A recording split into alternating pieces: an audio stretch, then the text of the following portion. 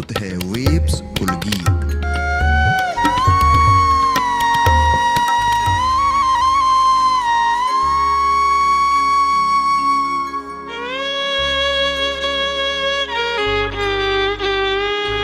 Namaste, Shri Gurubhyo Namaha.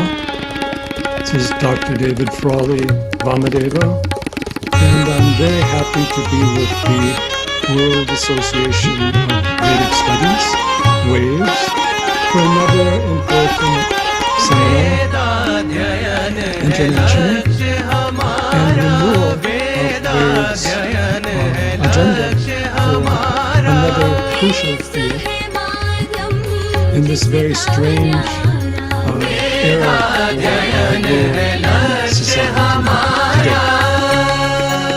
We greet you via virtual reality. Our reality is becoming more imaginary or at least virtual as these days proceed. And we are approaching, you might say, a new view of the universe that is virtual. Now, the subject of my talk is the relevance of Vedanta in the 21st century.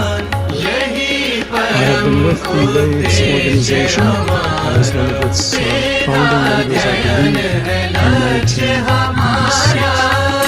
And we addressed a lot of issues of human civilization, human history, cultural values, and philosophy, cosmology, yogic spirituality.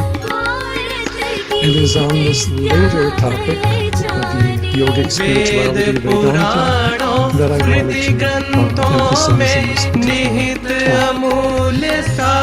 And we do seem to be coming into an age, as we say, virtual reality or Maya. We live in a profound Maya. Maya, of course, is one of the key terms of Vedanta, often translated as illusion, but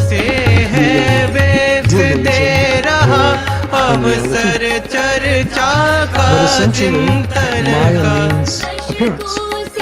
We live in a world of appearances, and behind the appearances is a deeper reality that needs to be investigated, and that is not always indicated by the nature of appearances involved.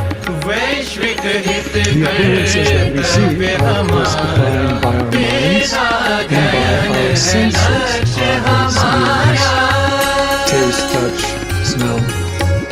And so we have a sensory view of reality as interpreted outwardly by the mind, and the mind interprets this sensory-based world relative to its own conditioning, much of which is, of course, physically based.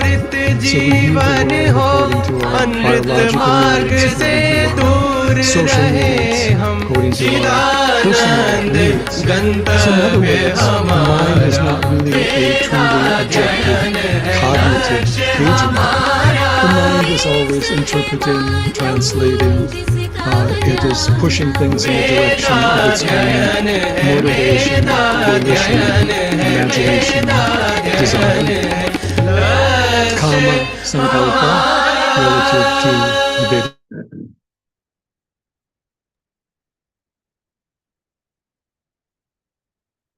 Hardik, Abhinandan, and Namaste everyone. We are here today for WAVES webinar talk number 5. This is a joint initiative by the World Association for Vedic Studies, USA, also known as WAVES International, along with Wider Association for Vedic Studies, also known as WAVES India.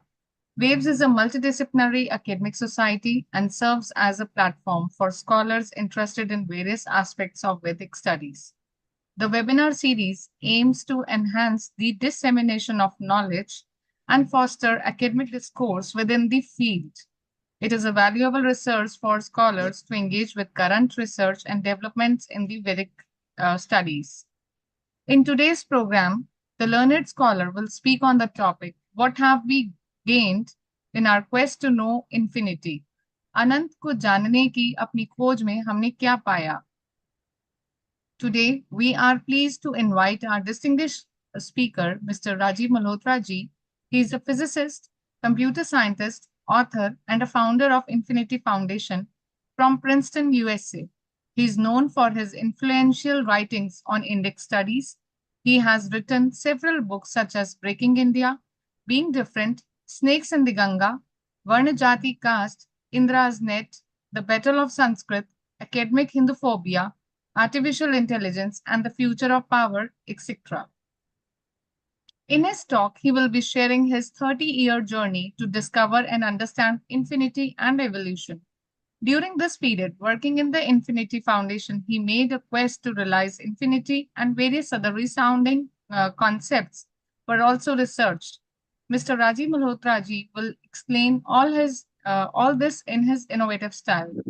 Before before we start the webinar of today, let's know the format for this. Following Sri Malhotra ji's presentation, we will have a Q&A session with the participants. Those who wish to ask, please use raise hand feature or send messages in the chat. Only questions related to the topic covered by the speaker will be entertained. And also be crisp and be brief when you ask questions. So now it's time to welcome our guest of today, Shri Malhotra ji, for his talk. We welcome you, sir. Namaste, and thank you for inviting me. Thank you, Shashi ji. I just want people to know my connection with waves. I quit my for-profit profession, career, businesses in my early 40s and started Infinity Foundation to pursue my personal quest for understanding what is infinite, what is finite, Paramarthika, Vyavarika, all of that. And so I started Infinity Foundation to pursue this and fund other people and get to know other people, create teams to pursue this kind of research. Now, this year we are commemorating our 30th anniversary, and in April of 2025 we will have many events in India and USA celebrating our 30th anniversary, and I hope that many of you will participate. So it is a time to think about what have we done, what have we achieved, what was the impact, what more needs to be done. Because at that time, there were no think tanks on Vedic Hindu thought. There were no think tanks outside university because university is very constrained with what they do outside politics because politics are more interested in particular thing. So independent, totally independent think tank, not obliged to anybody, not having to be loyal to anybody, but just free thinking. There really wasn't anybody. So there were individuals, brilliant individuals here and there, but a think tank brings many people together. So we created this Infinity Foundation. One of our first programs that we funded was Waves. We started funding Waves long before there was a Waves India. Long before Waves India even existed, we were funding Waves.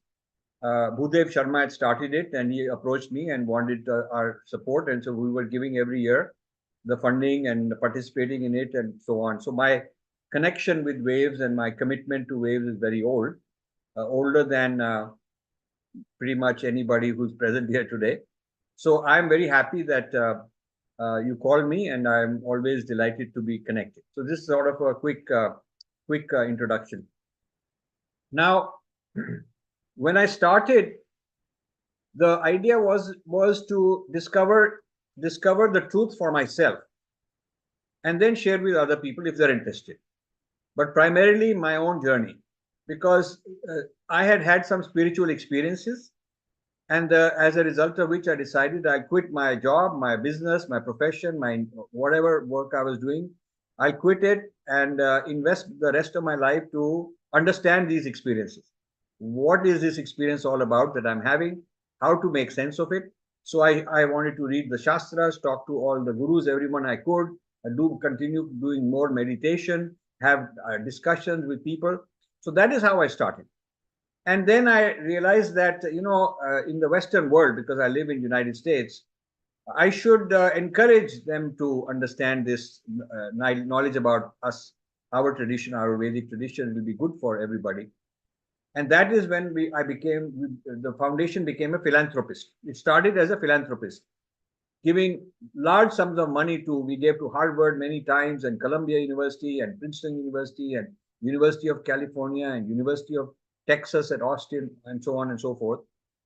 And we also gave to many organizations in India. We funded JNU, we funded Delhi University, we funded CSDS, and funded Pondicherry, and all kind of places. So the idea was, the first idea was that I will fund other people, they'll do the work. And this was very disappointing because I found that there are deep biases.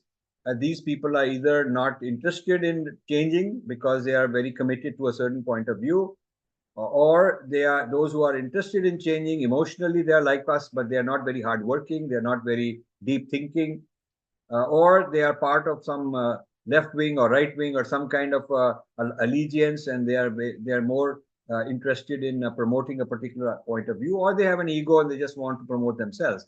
But serious, deep thinking was not that easy to find. So that is when I decided I became my own scholar. I was not originally my own scholar for a few years. I was just giving money. But I decided when I'm giving money, I should read what they're doing. We gave money for Harvard to do a bunch of work, and I would go there and study what they're doing. I would raise my hand and ask questions. And they were not very comfortable with all the questions I would ask. I would go to the podium and disagree with the scholars, even though I'm funding them. We funded so many PhD dissertations on our tradition, and then I would read all of that. So I started reading a whole lot of Indology, a whole lot of our traditional texts, Buddhist texts, Hindu texts, Vedic texts, Shaivite texts, and I was always a meditator, so I was able to appreciate what is being written by our rishis and our traditions, our shastras, and in light of and helped me interpret my own experiences, and then also take it outside to other people, debate them, argue with them. And there I discovered the importance of Purva Paksha. We have to study the other people very carefully. So I read a lot. I read a lot about Western thought, both Judeo-Christian thought and the secular atheist thought, modernity, postmodernity, left-wing, Marxism, all of that kind of stuff I studied. And so understanding our Shastra, understanding their Shastra, understanding my experience, putting it all together, and then writing about it, that is how I became my own scholar. And so as a result of doing this for a long time, I started developing our own frameworks, our own way of thinking and vocabulary. And now we are developing where we are today. I will explain a little bit about what all we have achieved. And today we are now developing a school of thought. We are putting all of this together, all the stuff we have done in 30 years, and we are going to create a school of thought. That will be many volumes of published material. Because, the West has got a school of thought. There is a Marxism school of thought. Christianity has got a very wide ideas on environment and ideas on political thought. And, there are different schools of thought. But we need a Vedic school of thought, which is current. So one of the Purva Paksha I did was on Western universalism. Western universalism is when the experience of the West, historical experience, their own historical experience, their own philosophical knowledge, their own religious experience, putting it together and saying it is universal. It should be used by everybody, and spreading it to all the colonies. That became what I'm calling Western universalism. So a lot of Indian laws are based on Western universalism. A lot of Indian language, I'm speaking in English, based on Western universalism. Indian calendar, idea of time, Indian classifications of various things. Medical doctors in Indian medical schools, they use Latin ways of describing disease and different body parts and all the things. It's all Latin, it's not Sanskrit. So we've adopted Western universalism in so many ways, and we don't even realize it. And this is getting more and more. And now we've adopted, instead of the British universalism, we are adopting more American universalism. Okay. the corporate sector is all Americanized. Indian government is highly westernized and Americanized. The American consultants are the ones who are running the show. They are advising Niti Aayog on policies, and many of the position papers that are coming out from the government, including the BJP government, are basically recycling and copying old Western idea or established American ideas, right from the Chief Justice of India down to policymakers in many ministries. So we have become part of the Western universalism, but we are not Western. So we are kind of a second class Western, second class. Okay. We are not fully Western, but we are sort of trying to be and impress people. However, there is Islamic universalism. Islamic universalism is very proud. They feel that they have their own idea of the world, society, a role of women, what is meant by social justice. Whether you like it or not, they have. And they teach it with great confidence, their own political thought, their own economic thought. And then there is Chinese universalism. China is not westernized.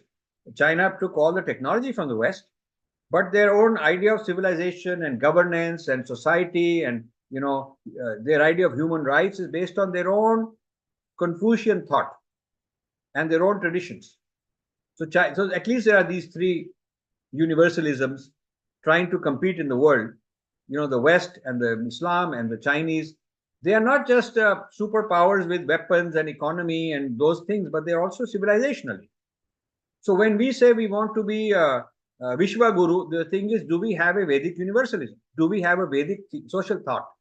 Do we have a Vedic mind sciences? Do we have Vedic political thought, economic thought, legal thought? We don't. It's not enough to just quote old Shastras. Okay. It's not enough to have nostalgia and be very emotional and chant some verse and say, oh, hum ban gaye, and wear some symbols and clothes and all that and do some holidays and rituals. That is very good, but you need more than that.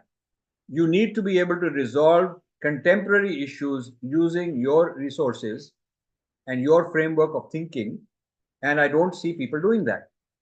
People will take a complicated idea and just spin it and become a influencer, and is more of an ego trip, very quick. To develop Vedic universalism for modern times is not a simple thing to do. It is something that takes decades and large number of people, and that is important to do. So Infinity Foundation decided that we can't just give money to other people and expect them to do it for us. We've done that, but we have to do it ourselves. So we created teams. We started creating teams of people to start developing our own frameworks. Now we have built several frameworks, each, and I'm writing as part of our 30th anniversary. We are writing several small books, and one of them is going to be a small, few pages on each of the major frameworks we create.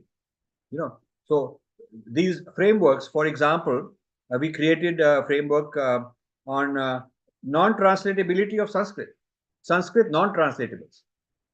Are people going around translating into English, showing off that it shows hum padhe likhe log hain, humko Angrezi bhi aati hai, and get a pat on the back ki wo Gora sahab humko kehenge shabash bahut acha hai.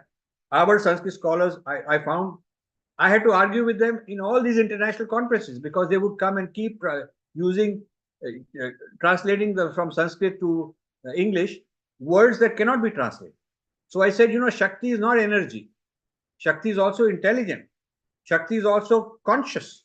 Shakti is also divine. Energy is just bijli. That's not divine. It is not intelligent. So how can you say Shakti is energy? So they didn't like all this. And pran is not breath. Pran can be controlled by breath, but pran is much bigger than breath. There is so much pran which is not breath oriented. So this pranayam is not a breathing exercise. It's a very silly thing, the way we've reduced the Sanskrit non-translatable words into very simple, limited form. And Atman is not soul. Soul तो plants में नहीं है, animals में भी नहीं है. How can reincarnation नहीं होती soul की? How can you say it's the same thing? So like this, we've created a whole framework, and we have a book called Sanskrit Non-Translatables for teaching this. We have video series on this. So that's an example of a framework. Like this, we have created about 30, 40 frameworks, 30, 40 frameworks.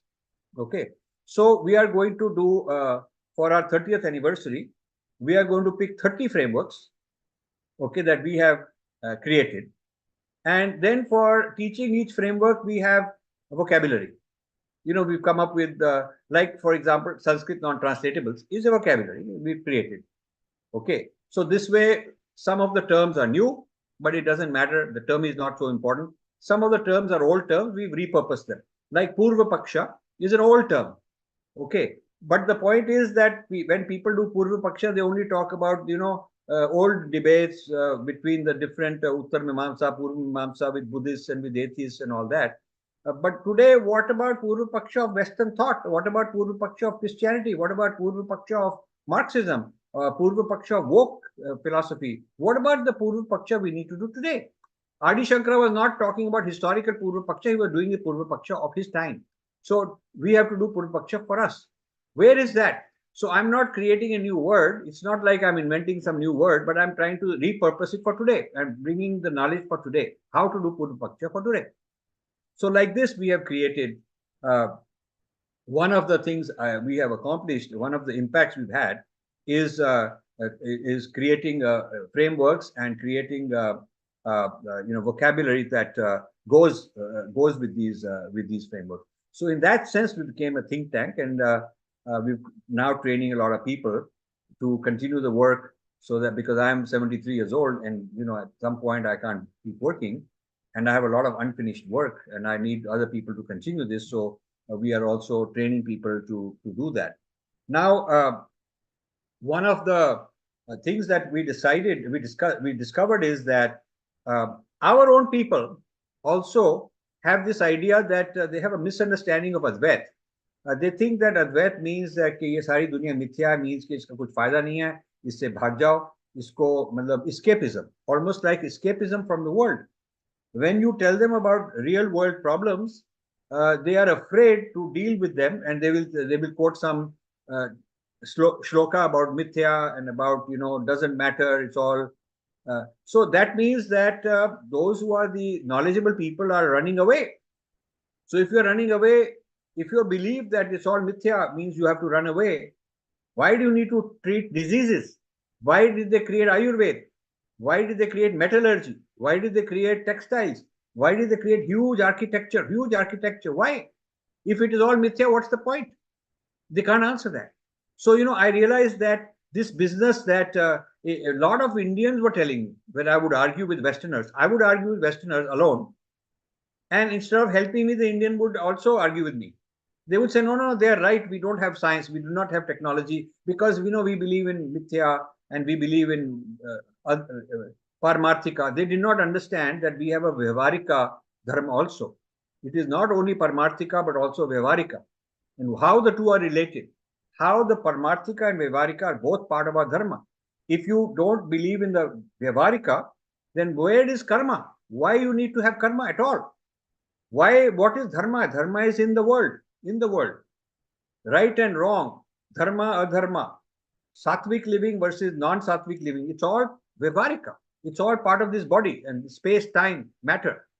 So you cannot escape from these things, because you can't deal with it, and therefore you, instead of learning how to deal with it, you run away and chant some lofty shloka about some otherworldly dimension and say, oh, we don't have to worry about it. And that is the problem of many, I would say the vast majority of our people, which I came across with 30 years ago.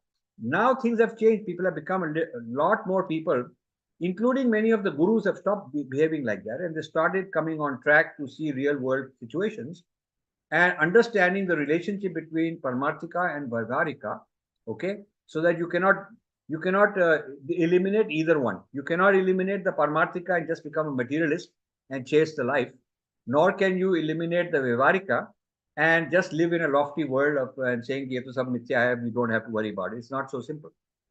So these are the frameworks we had to create to argue with others and with our own people. Argue with others and with our own people.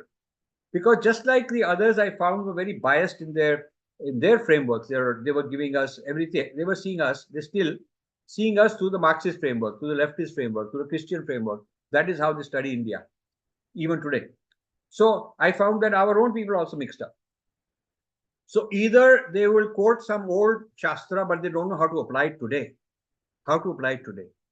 Like, what does Shastra have to say? I've been asking this question and I'm researching this and I have good answers. But what does Shastra have to say about the possibility of artificial intelligence? In other words, the manas being in silicon rather than in hydrocarbon biological machine, biological computer, a silicon computer, which can perform this business so well that it can even outperform human beings. How do we explain it? Is it good or bad? What can we learn from it? How can we guide it into the future? That's my work on AI, and I've written since 10 years. I've been writing on this because my dissertation work when I was in computer science back in 1970, I was doing this work on AI. At that time, there was no AI implemented because the computers were not so strong, but people were theoretically talking about all these ideas. So I've kept in touch with it. And I found that hardly any guru even understands this. This is a very practical matter that we have to face. They talk in very general terms and very dismissive and very superficial knowledge they have. But that is not good enough. You have to have a framework, a Vedic framework for AI. You have to have that. And that is one of the things that we are developing.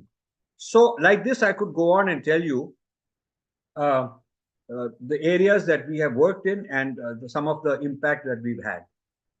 When you look at the book, The Battle for Sanskrit, I was shocked that the Sanskrit scholars of India, right up to Shingeri Mutt, had signed a MOU to let Columbia University and Sheldon Pollock control the Adi Shankara studies chairs all over US.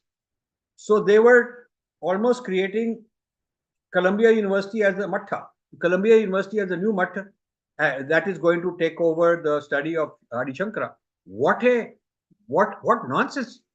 And none of them had done Purva Paksha of Columbia University's Sanskrit, and none of them had done a Purva Paksha of Sheldon Pollock, and they were signing MOUs, surrendering their 1,000-year-old legacy to a bunch of people who are totally against us. So I had to go and fight. I had to talk to the Shankaracharya personally. And there were so many people in his own organization who did not want me to get to him. But I managed to get to him and convinced him, don't do this. And he accepted it, and they did not do that deal. They were going to set up, with the help of a lot of Indian, very rich billionaires in New York, they were going to set up all these chairs and populate these chairs with their own scholars, whoever they chose. And then in the process, I also found out that this Rohan Murthy, Narayan Murthy's son, had funded all this. So this business, let me just kill this. So this business of the legacy of our tradition being outsourced, it's like voluntarily getting colonized. It's like inviting the colonizer and saying, आप हमारे ऊपर राज करो, हम गुलाम बन जाएंगे क्योंकि आप बहुत superior हो, तो हम आपकी नौकरी करेंगे. It is so stupid, so ridiculous. So I had to build a whole framework of what is wrong with the social sciences in the West. Purva Paksha of the Western social sciences, because according to the Sheldon Pollock and the Columbia and the Harvard and Chicago School of Sanskrit Studies, they were applying their idea of gender, their idea of feminism, their idea of human rights, and they were applying it to say that Ram is a misogynist and a wife abuser. They're coming up with all these ideas. And Sanskrit is an abusive language created by the Brahmins to oppress the Dalits. And Sanskrit, according to them, Sanskrit was the reason that Hitler killed the Jews. Ridiculous things. Our people, rather than reading this and understanding it and giving them a response, which I had to do one-man show, I had to do all that. Rather than doing that, they were inviting them to take over our mutt. So that is how serious this challenge has been, okay? Because it's not only fighting the outsiders, but also the insiders.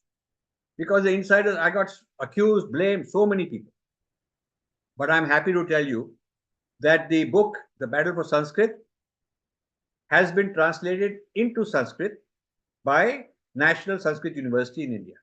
I got a letter from the National Sanskrit University Vice Chancellor 2-3 years ago saying that we'd like your permission and work with you together to translate this book into Sanskrit and teach it in all the campuses of Sanskrit, so that future generations of Sanskrit scholars will know how Sanskrit, what is the politics of Sanskrit in the world, how to argue back when the Westerners apply social science, their social thought, their Siddhant.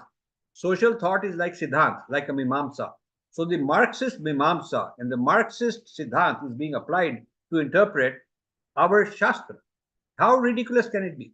So that is what my book is about, a big book, and now it has been translated into Sanskrit. So we are hoping that in August, when I'm in India, I'm coming in August, we are hoping to launch the Sanskrit translation. So Shashi ji, aapko bhi aana hoga. I would love to, we will have some many events and would love to do one with Waves also.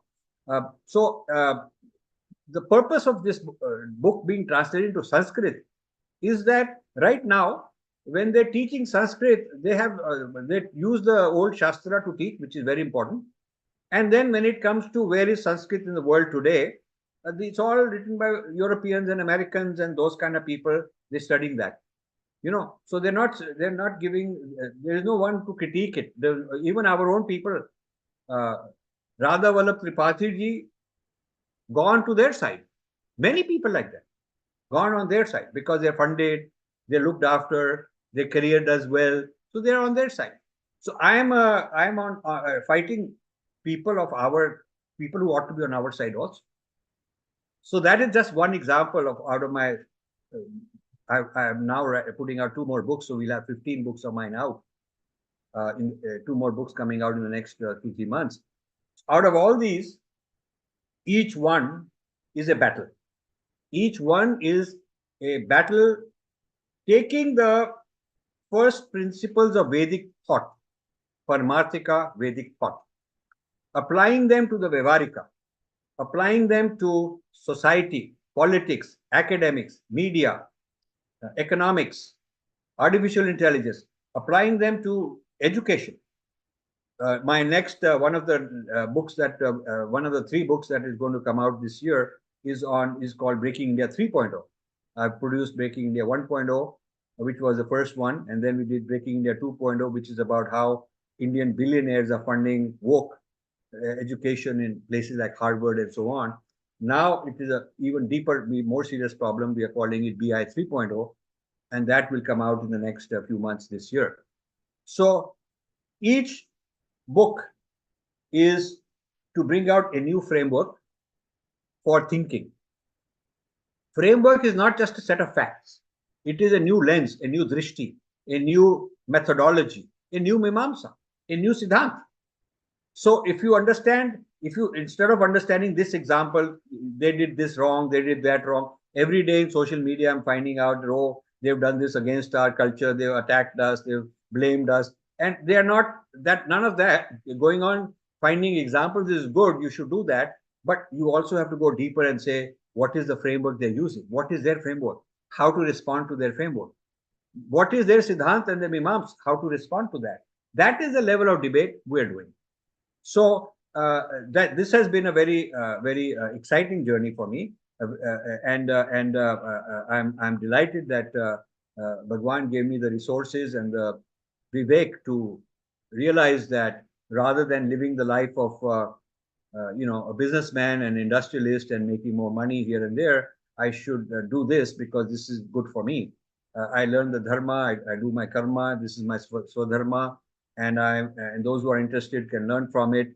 Those who are not interested, okay, we are not requiring that. There is no dogma here that you have to believe in us and accept us, but this is the work we are doing and we keep doing. So now I want to say that I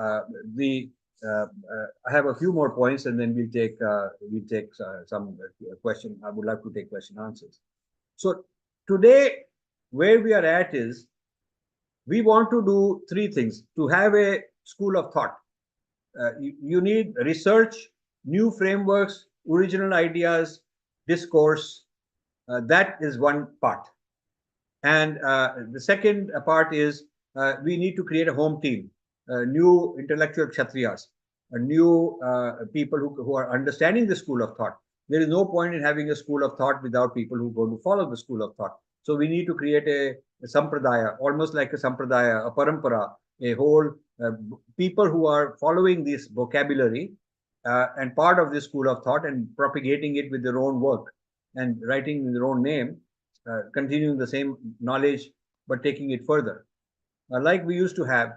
And the West has Marxist school of thought, and there, Marx produced a school of thought which 200 years later, I mean, there's more and more Marxists being produced.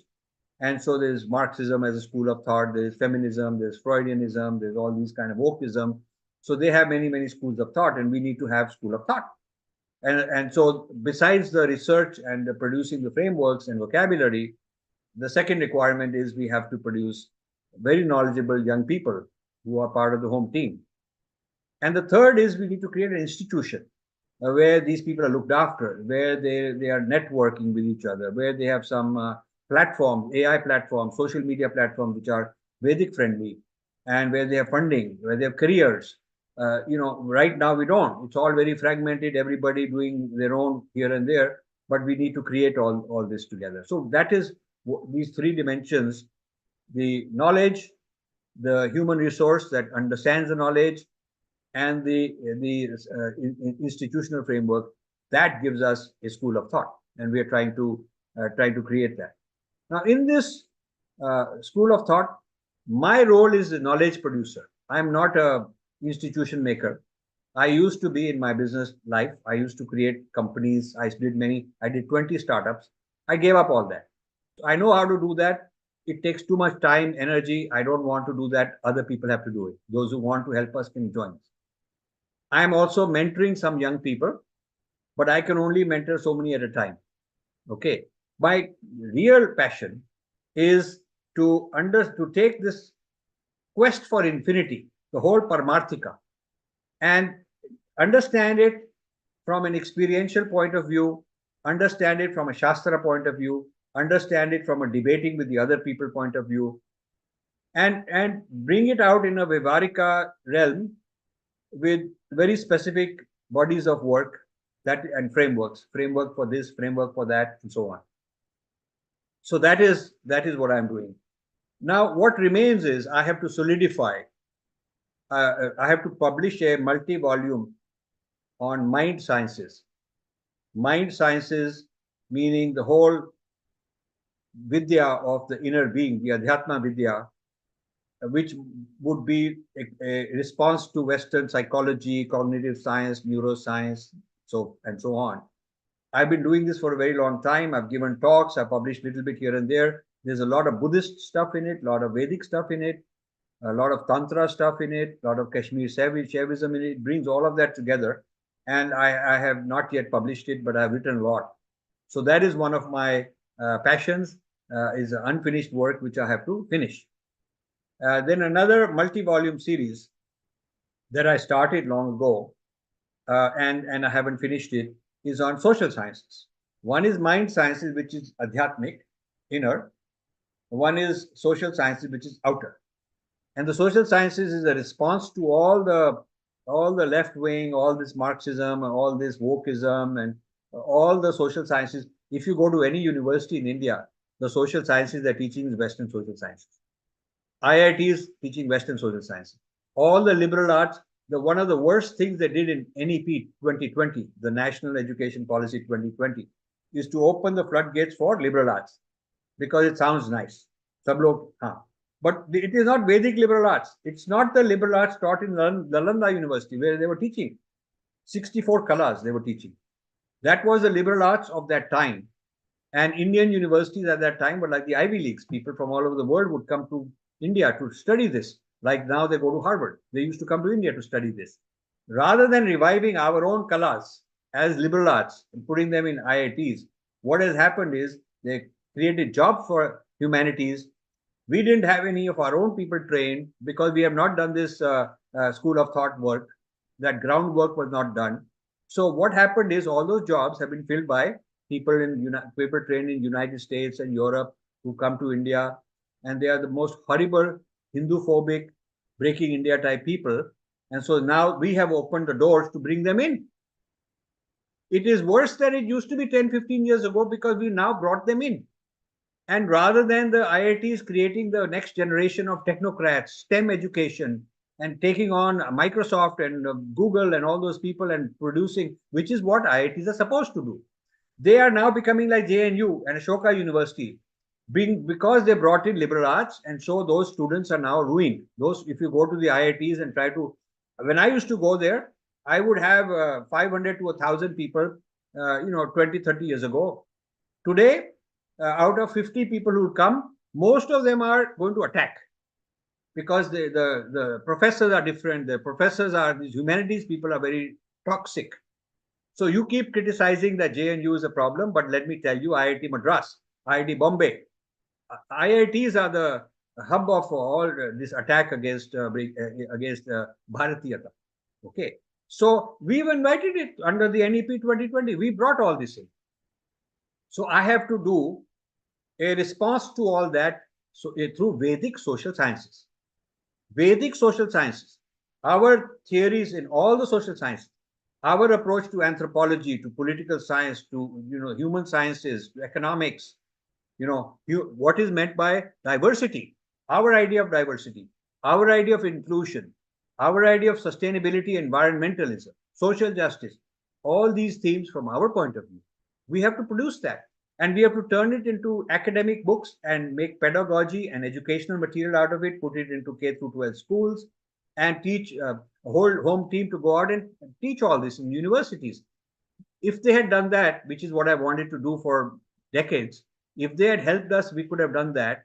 Then the professors teaching in liberal arts in India would have been our kind of professors. But they didn't do that. So we did not have the material ready, and we did not have the home team ready. And when they started announcing that they're going to bring in NEP, liberal arts, and whatnot, so the floodgates opened, those jobs exist, and all these guys trained in all these foreign places, they came in and took those jobs. And that is ruining our next generation. So I'm naturally concerned about it. Then the third big area, one is mind sciences, the second is social sciences. The third big area I'm doing is what I call the historical project, the digestion of Indian knowledge into Western knowledge, Chinese knowledge, Middle Eastern knowledge, whether it's astronomy, mathematics, biology, botany, social thought, philosophy, religion, Christianity. I just went to a workshop with Judeo-Christian people, white Christian people, and talking about a certain very famous person in Christianity. And my role was to explain to them Hindu influences on his thought. And so I'm writing all that. So I'm going to talk about how a lot of Indian knowledge got digested, Hindu, Buddhist, all kind of knowledge got digested and turned into Western knowledge. A lot of mathematics and astronomy is there, life sciences, medicine is there, a lot of material sciences is part of it, a lot of philosophy, of course, is in it, chemistry is in it. So I'm writing multiple volumes. I've been doing this for 30 years. Now, we produced a 14-volume series called History of Indian Science and Technology. History of Indian Science and Technology, 14 volumes. From the year 2000 to the year 2010, we ran conferences every year, and we funded a lot of people. Every one of them is in Indian.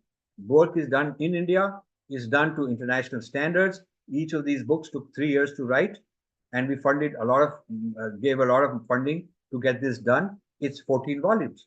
Okay. Now we've created a whole framework.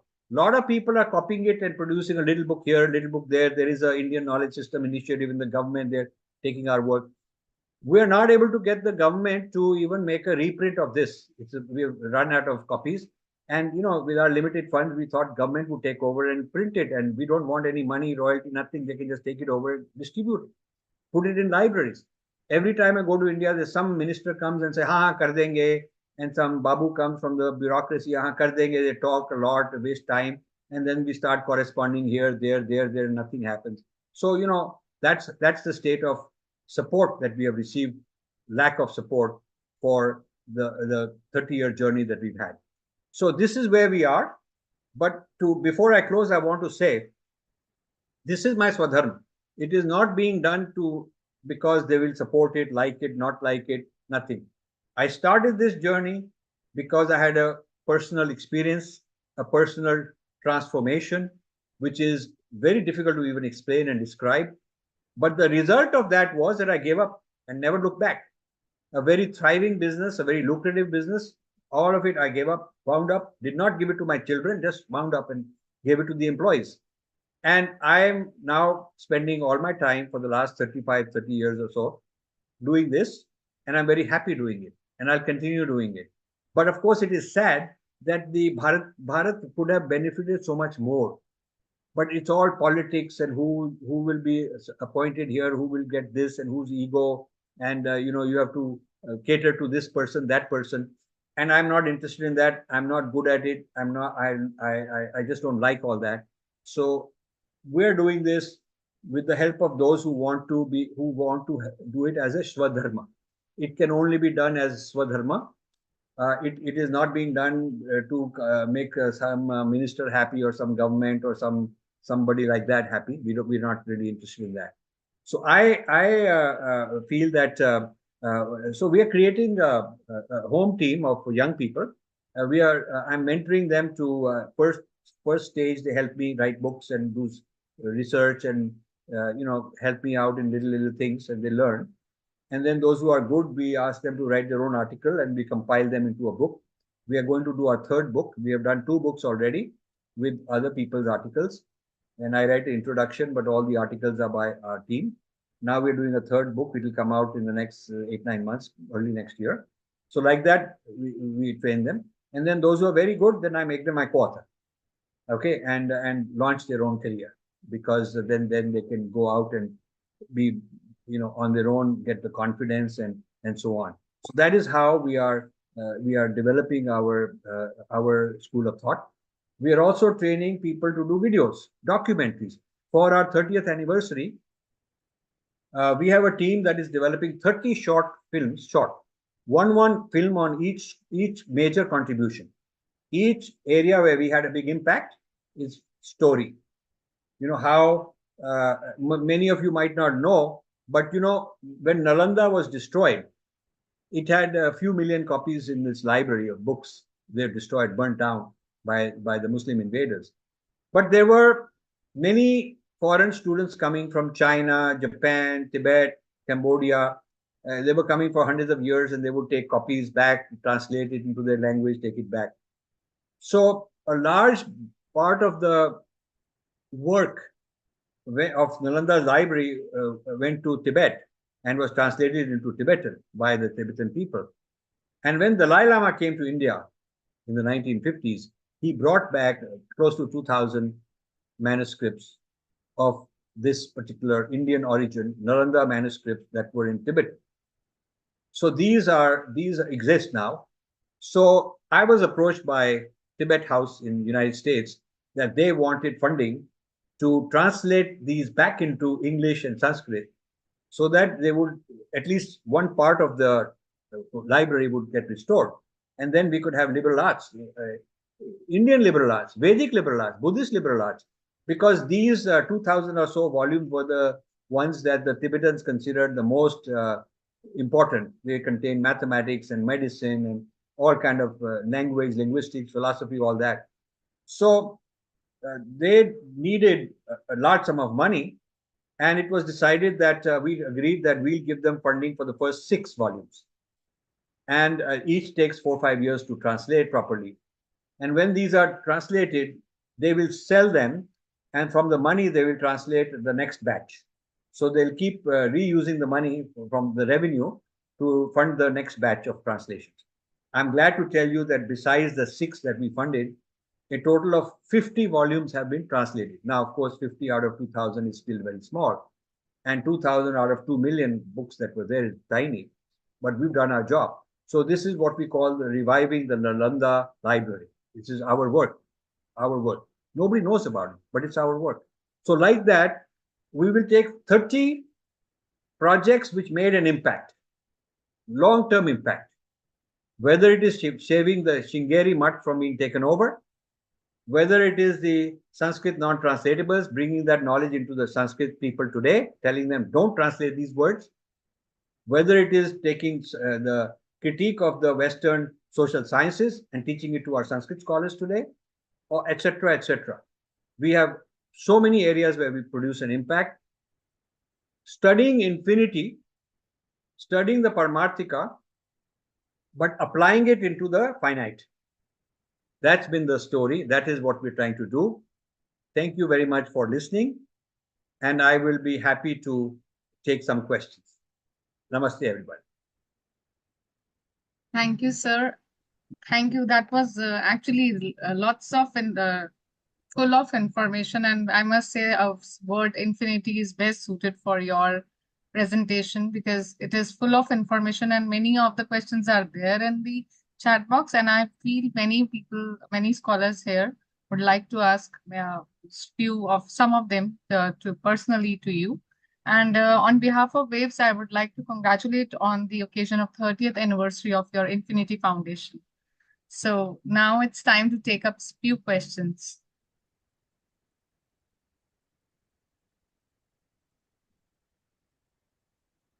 With the permission of Mr. Malhotra, can I add something? Sure, please. So in your 30 years, approximately 25 years, I also was with you at the journey back in the back coming with you and your followers. Yes. So I have noticed that few concepts also you have framed, established, and which has a great impact on the man mastisk of scholars, such as two are always remembered by me. One is U-turn theory, Yes.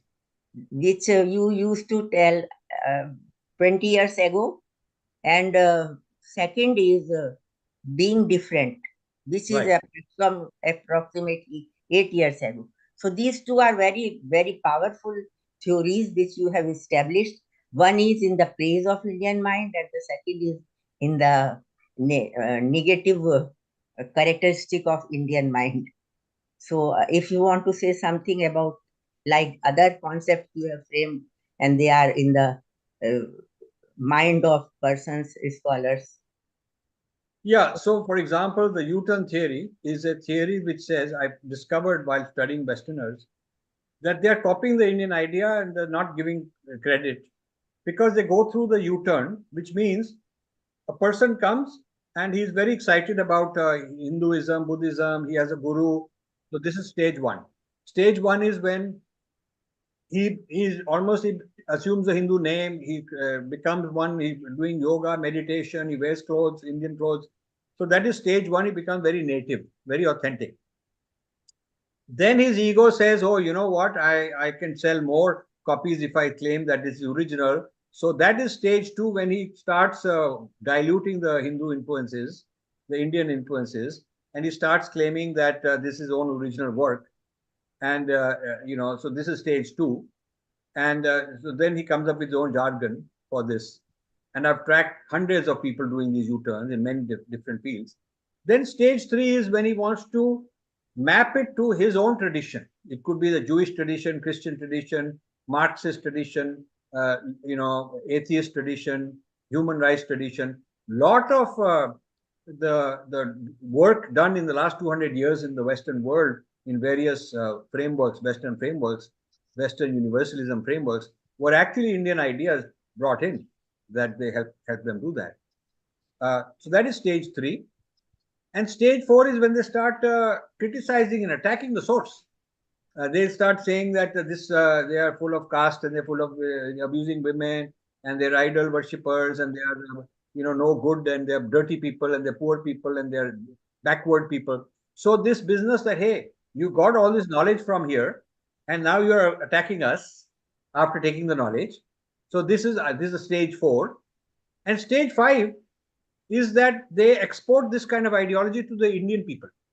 They export it through the Indian universities, through the IIT, Liberal Arts and Humanities, through JNU, Ashoka University, Godrej, Tata Institute of Social Sciences, etc. and through the media, and now through the Indian judiciary also, and through the Indian corporates, they're introducing these policies. So that is stage 5. So stage 5 means कि जो हमने उनको दिया, वो घूम घुमा कर उसको ट्विस्ट करके डिस्टॉर्ट करके हम ही को बेच रहे हैं.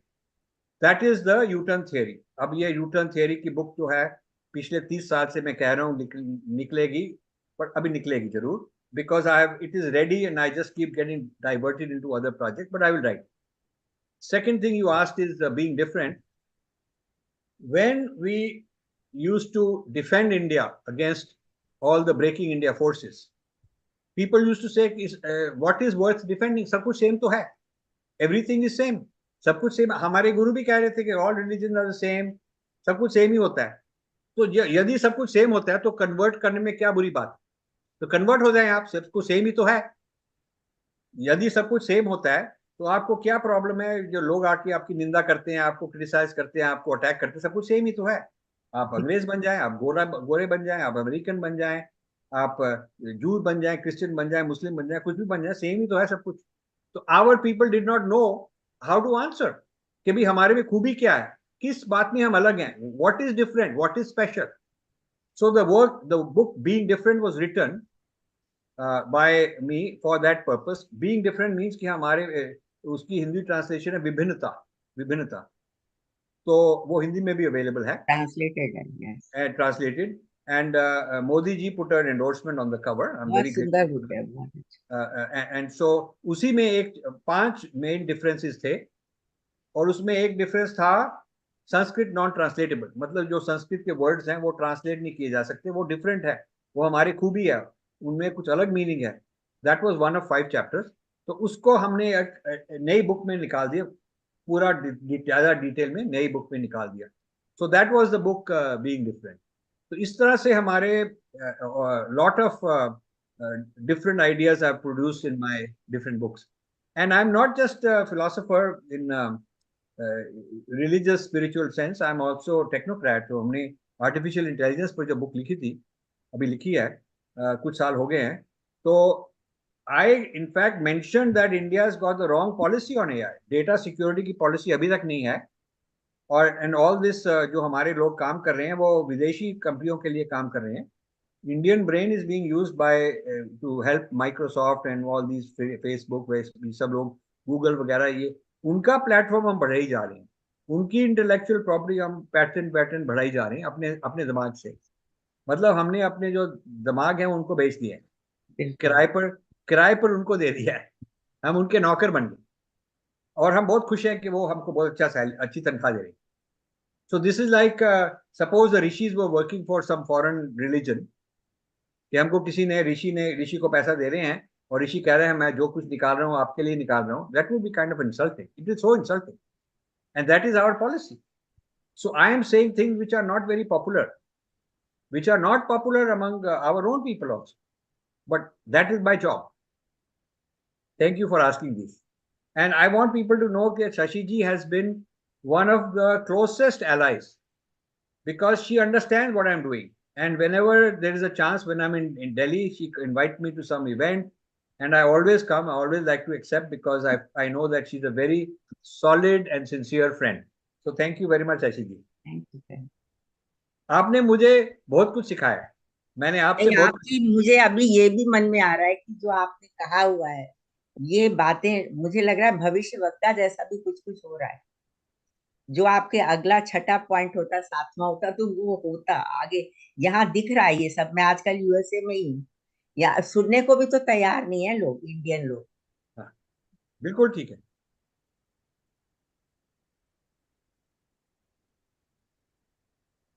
जी. और अभी कुछ और भी क्वेश्चंस हमारे यहाँ पर हैं चैट में. So should we take up all these one by one? Yeah, please read out questions. Please read out the questions. I have another 15 minutes, 10-15 minutes. Okay, sir. So some of them are very explanatory, but I'm reading all. You can answer as per your choice. So one question is by Arunji. He is saying that can we expect Sanskrit as our national language in future? Well, that is a question to ask the government people. I don't have any authority to do that. I think it will take a huge effort because देखिए national language बना देंगे फिर jobs भी चाहिए ना. अब देखिए अब हिंदी में तो जॉब्स हैं नहीं क्योंकि कॉर्पोरेट सेक्टर को चेंज करना चाहिए. जैसे जैसे ये कोटा होता है ना कि भी इस जाति का कोटा होना चाहिए, उस रिलीजन का कोटा होना चाहिए, तो they should have a quota for people who are non English speaking. They should say there is a certain quota of jobs. वो हर कंपनी को कहना चाहिए कि आपका इतने परसेंट लोगों को हायर करें जो ऐसी जॉब्स में जिस वहां पर इंग्लिश इंग्लिश की जरूरत ना हो. कम से कम हिंदी, मराठी, बंगाली, तमिल, मतलब अपनी भाषा में जॉब्स तो होनी चाहिए ना, क्योंकि तभी तो लोग पढ़ेंगे. अभी तो क्या हो रहा है पंजाब में, because I am from there, every school is turning to English. Punjabi school is being shut down. Same in UP, Bihar, Hindi school turned into English. क्यों? Because jobs ऐसे ही मिलेंगी. तो जब तक आप नौकरियां नहीं देंगे तब तक लोगों जितनी भी भाषा जो भी भाषा बनाओ, भाषा तो वही लोग पेरेंट्स माँ बाप तो वही भाषा में एजुकेशन देना चाहते हैं जहां पर जॉब मिले. So you have to also look after that. जी. Next question is, sir, you must have a program with Kameshwar Singh Sanskrit University, Darbhanga too.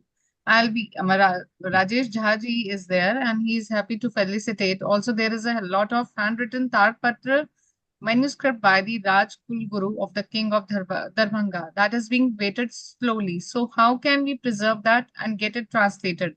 These manuscripts could be on Tantric Padati. Please direct me. Matlab, Rajesh ji is asking. So I'll be in India in August. From August, I'll be there for 20 days. If you get in touch with me by email, I will put you in touch with our India team. Or India team is organizing my tour कि कहाँ पर जाना है, क्या करना है.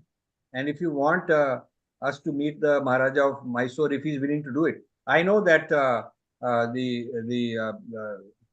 in Jaipur, the Maharajas are not willing to give their original manuscript even for one day to scan. वो कह रहे हैं कि and we told them कि हम आपके पास आके अपना स्कैनर लाके वहीं स्कैन कर देंगे. They don't want to. So you know ये भी प्रॉब्लम होती है. लोगों के पर्सनल प्राइवेट प्रॉपर्टी है, क्या किया जाए. तो गवर्नमेंट के पास भी बहुत कुछ मैन्युस्क्रिप्ट है. But this is a very long discussion, this is a very big discussion. कई लोग स्कैनिंग कर रहे हैं, डिजिटाइज कर रहे हैं, कई लोग कर रहे हैं, अलग अलग कर रहे हैं. कोई यहाँ कर रहा है, कोई वहां कर रहा है, कोई वहां कर रहा है, और कई विदेशी कर रहे हैं. उनके पास फिर हमको जाना पड़ेगा. तो वी हैव टू, ये जो स्कैनिंग प्रोजेक्ट है, it should be done by the culture ministry. They should do it. Ji. Next question again from Arun ji. How it would be to build a University of Bharat to connect all the students of our country, like our Asian Nalanda University, now like Oxford University, not in English, please, only in Hindi and Sanskrit. Knowledge is safe in the hands of Bharatiya. So ये तो होना चाहिए ना. This is what the education ministry should have done. Education ministry विदेश से NEP 2020 ला रहे हैं. वो इंडियन नॉलेज सिस्टम की बात तो कर रहे हैं लेकिन इम्प्लीमेंट नहीं हुआ.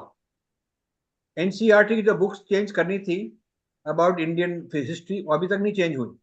तो यूनिवर्सिटी तो बाद में आई है. यूनिवर्सिटी की तो बात बहुत बड़ी है. आई फील दैट हमारी गवर्नमेंट ने एक तो डेवलपमेंट में बहुत एम्फोसाइज किया, विच इज वेरी गुड, क्योंकि डेवलपमेंट हो रही है, इंफ्रास्ट्रक्चर हो रहा है, जॉब्स हो रही है, तरक्की हो रही है, वो तो ठीक बात है. दूसरा जो पॉपुलर लेवल भक्ति के जो मंदिर हैं, ऐसी चीजें हैं, वो भी बनाए, अच्छा किया है. इट्स वेरी इंपॉर्टेंट, बहुत इंपॉर्टेंट. लेकिन और गहराई से जो लर्निंग स्कॉलरशिप है, लर्निंग है, हायर एजुकेशन, लर्निंग, इंटेलेक्चुअल बात है हमारे सिविलाइजेशन की, उस पर इतना जोर नहीं लगाया. उसके ऊपर तो ICCR है, Indian council of cultural relations, जो मिनिस्ट्री ऑफ एक्सटर्नल अफेयर्स में है. They have not done anything. कभी यहाँ मीटिंग हो गई, कभी वहाँ मूवी दिखा दी, कभी ये किसी का लेक्चर हो गया. It's not good enough. You have to do serious research. और जो मिनिस्ट्री ऑफ कल्चर है वो भी कुछ नहीं कर पाया. हमने कितनी बार जाके प्रपोजल्स दिए हैं. हमने मिनिस्ट्री ऑफ कल्चर को, HRD मिनिस्ट्री को, ICCR को, in the last 30 years I must have given 20-30 proposals. I don't give any more proposals क्योंकि उसका फायदा ही नहीं, टाइम वेस्ट होता है. वो यहाँ वहाँ बढ़ाते रहते हैं, लेकिन they have not been able to help us in any way. ₹1 का भी हेल्प नहीं मिली. So I cannot be telling you कि ऐसे नई यूनिवर्सिटी खड़ी होनी चाहिए. if they haven't even helped in a little bit so far. Ji. And Soumitra ji कह रहे हैं, could you describe more about how to study intelligence in Silicon through our Vedic system? What system? Through our Vedic system. How to study the intelligence in Silicon through our Vedic system. See, जो machine learning है, machine learning takes experience, जो data है, big data, and the algorithm keeps learning. Now, that is a certain model of neurology, neuroscience. That is why this is called neural networks. इसको neural networks इसीलिए कहते हैं. But our Sankhya theories, idea of mind, intelligence, memory, is a different framework. So we have to think about how our Sankhya framework, Shaivism framework of mind and intelligence can be the backbone for machine learning. Okay. And this is a very big topic. I'm writing quite a lot about this, but it's a huge topic. Ji. I have skipped some of the questions in between, but I'm taking many others. Mamta Singhal is saying, suddenly after national education policy, there is a lot emphasis on reviving Indian knowledge in all fields. How prepared are we as an Indian to do so in an authentic manner? I can see faculty and students struggling to make sense of whatever literature is available to them. How will this knowledge reach to the common person? You and your team is doing this work for years, but what about those who are naive to these? So forget the reaching the common person, वो तो बाद में बात आएगी. Just developing our own framework, वो काम तो करें ना, वो भी नहीं हुआ. I meet people in Delhi, they come and talk to me. Those who are somebody in charge of IKS, Indian Knowledge System, he comes to me all the time. We have had meetings. I don't want to name him. He's a good person. वो बात तो करते रहते हैं. पहला उन्होंने कहा, अच्छा आप अभी एक काम आप what would you like us to do for you. मैंने कहा बड़ी सिंपल बात है, हमारे पास 14 वॉल्यूम्स हैं history of Indian science and technology की. वो वॉल्यूम अब we don't have them in print. अब प्रिंट कराना बहुत एक्सपेंसिव होता है, हमारी छोटी मोटी फाउंडेशन है, तो हमको कोई पैसा वैसा नहीं चाहिए. आप प्रिंट करवा के उनको, you can give it free, you can make money, sell it, जो भी करना है, कम से कम प्रिंट तो it should not be out of print. 3 years have gone by. Every time I go, meeting हो जाती है, अच्छा मिनिस्टर से बात करेंगे, वहां प्रपोजल हो जाएगा, वहां हो जाएगा, वो हो जाएगा. बेसिक एक जो प्रॉमिस किया था चिट्ठी में भी लिखकर, वो नहीं हो सका. तो यू नो व्हाट कैन मेरा, as far as I am concerned, Indian knowledge system जो बताया जा रहा है, जो सिखाया जा रहा है, वो मंथन होता है, कहीं वो लेक्चर हो गया, कहीं वो कॉन्क्लेव हो गया, उसमें सेम 20-30 पीपल का वो बोल देते हैं. Now progress is happening very slowly, but progress needs to happen much faster. They should create specialized disciplines, astronomy में, math में, dance में, food में, biology में, chemistry में. They should have 20-30 major fields, and each of them there should be somebody in charge with a budget, and they should be told in 3 years you have to compile all the knowledge and put it in published form, and you have to make media, multimedia, you have to have education system, you have to have videos, and then you should turn it into school level education. हर को 3 years एक discipline देना चाहिए, and make them work. Not कि आप आए lecture दे दें, कहीं यहाँ लाइक ताली बज जाएगी और हो जाएगा, सब आपको अवार्ड दे देंगे. That is not how it's going to be. So this scholarship जो होता है, scholarship is not happening in a meeting. Meeting में scholarship नहीं होता. Meeting में तो उसकी discussion होता है. Scholarship तो अपने laboratory में होता है, अपने अपने मेडिटेशन में होता है, अपने अध्यात्म में होता है. It is in your own home और your own office that you do your scholarship, और that requires a very thoughtful person, requires a very studious person, जिसको टेकीज नर्ड बोलते हैं, nerdy people, they are the scholars. That is the kind of person we have to encourage. But they are encouraging people जो who are out there in social media, खूब बोल रहे हैं यहाँ वहाँ की बात. They are not deep scholars. So you have to also, the people who are in charge of managing this Indian knowledge system have to think differently. Ji, sir, many questions are there in the chat box, and I'm seeing 2 or 3 hand raises in the meeting. So Uh, So can I let's proceed? let's take one more question before we close.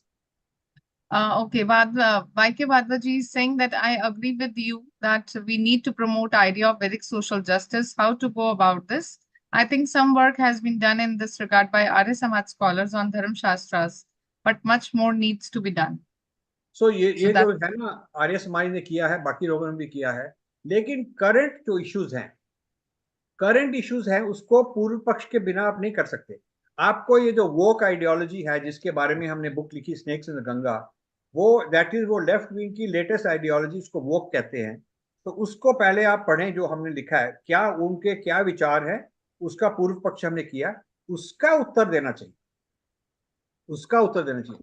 आपको आपको वो research निकालनी चाहिए जो current debate है, जो अभी अभी तक लोग बहस कर रहे हैं, उसकी डिबेट निकालनी चाहिए। आपको निकालनी चाहिए कि ये अब देखिए मेरी एक और बुक निकलेगी, breaking India 3.0।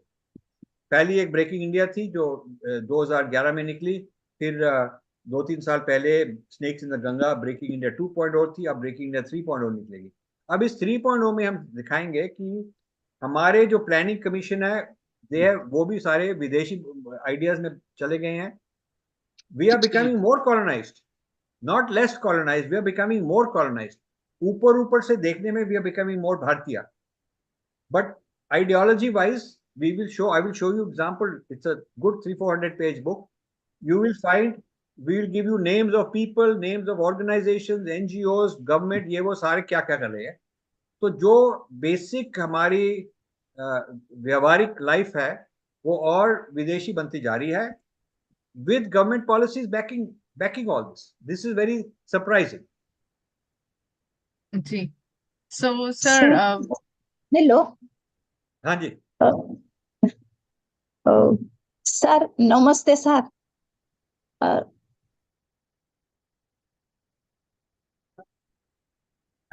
we are seeing many hand raises. Sir, can I take more, yeah, or I should stop? let's say one more question. Sir, Okay, sir. I have Can no I? question, sir. Sir, Dr. Ashalata Pandey ji, please.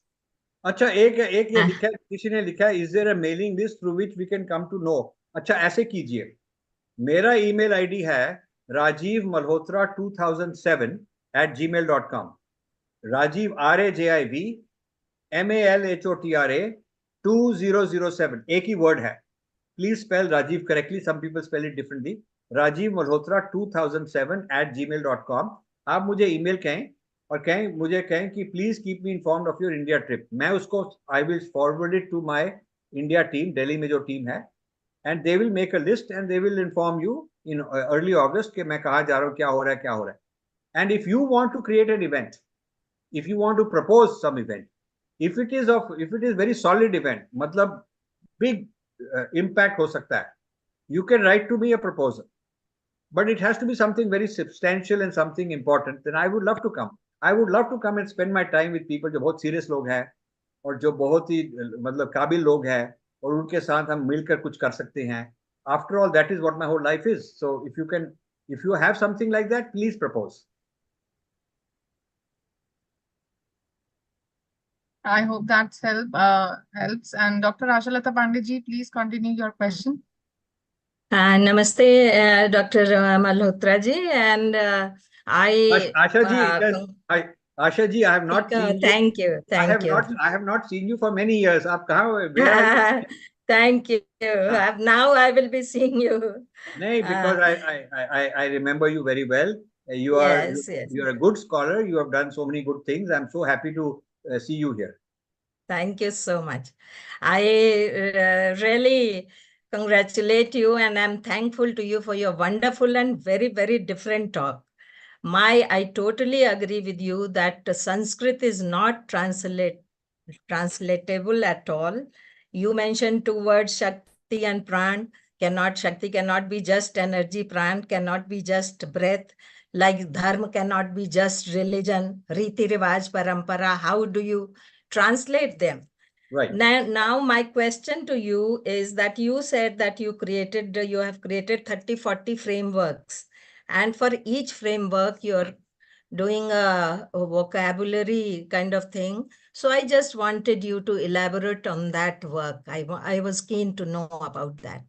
So ये इसी अभी जब हम अप्रैल में 30th anniversary करेंगे, उसके पहले हमने उसको प्रिपेयर करने के लिए हमने टीम बनाई है, और वो टीम में we have already selected what are the frameworks to feature, because we have so many, we want to feature certain amount of them.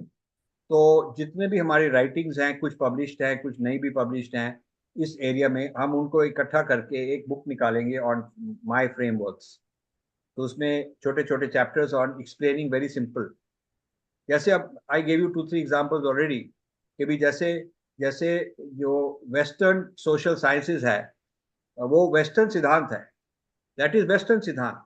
तो उसको हमने जो जवाब देना है, कैसे जवाब देना है, क्या जवाब देना है, तो वो that is a social science kind of framework. Similarly this framework की नॉन ट्रांसलेटेबिलिटी की हमने बात की, it is a framework, it says कि why Sanskrit is non translatable. Sanskrit जो संस्कृत की फिलॉसफी है, the whole idea of shabda, the whole idea of vibration, वो इंग्लिश लैंग्वेज में नहीं है। English language does not have the concept of mantra and vibration. English language में आप इसको कप कह सकते हैं, कुछ भी कह सकते हैं। संस्कृत में the word is not arbitrary, it is a very special way, reason कि वो क्यों वो साउंड यूज की गई है। तो ये जो फिलॉसफी है, हमारे लोगों को भी नहीं मालूम। they feel that Sanskrit is just another language, and but they don't have the deep meanings or the deep philosophy. It is एक तो लैंग्वेज है, और उसके नीचे philosophy of language, there is a philosophy of language that we have to study. तो इसी तरह से हम ये जो फ्रेमवर्क्स हैं, इनको इसी तरह से निकालेंगे और उनकी वोकैबुलरी समझाएंगे। फिर हम चाहते हैं कि किसी से मिलकर कोई ऑर्गेनाइजेशन हमको हेल्प करे। If you have any organisation you can suggest, तो हम उसको एक सर्टिफिकेशन कोर्स देना चाहते हैं। हमारा school of thought level 1, infinity foundation framework level 1 course कुछ होना चाहिए, उसमें अपने सारे वोकैबुलरी सिखाएंगे। और फिर लेवल 2 होगा जो ज़्यादा डिटेल में होगा, जो लेवल 3 होगा ज़्यादा डिटेल में होगा। ऐसे करके हम पूरा एक करिकुलम निकालना चाहते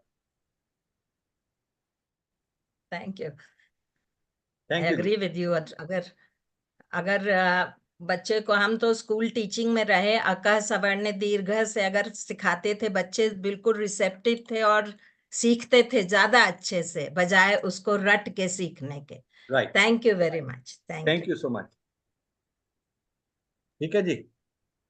Ji, sir, now I think if as you don't have much time, so should we proceed for conclusion, or Yes. we No, can we take proceed for conclusion. Okay, okay. With the permission of Professor Shashi Tiwari ma'am, as she, ma'am, can we proceed now? Shashi जी। हाँ हाँ बिल्कुल करिए। Uh, with this, I would like to. I'm very grateful to the learned. I'm very grateful to the learned speaker of today for giving this wonderful talk, and firstly accepting our invitation despite of his in spite of his so much busy schedule. Even today he has very limited time, but he was saying that he will give 30 minutes, but it is more than 1.5 hours now. So we are very grateful to you, sir. And we are also very thankful to our audience for being so patient and listening to the learned speech. And because so many questions were there, but because of the time, we cannot take too much questions. But this video is going live on our YouTube channel. And also you have now the ID of Professor Shri Malhotra ji, and you can interact with him separately. So I would like to thanks all the learned speakers and the respected life members of Waves, both Waves, Waves International and Waves India. And I'm seeing a lot of many scholars from both the Waves, like Dr. Charanji, Dr. Vikas Sharma ji, Dr. Jayanti Sahu ji, Dr. Mosmi Chattopadhyay ji, Professor Prabhakar sir, and many others are there to name of. I'm naming just few ones. So we are very thankful to you all. And with this, we are concluding this session and hope we will be meeting next month with our new speaker in this Waves webinar series, talk number 6. Thank you very much. Thank Namaste. you. Namaste. Namaste, everybody. Thank you.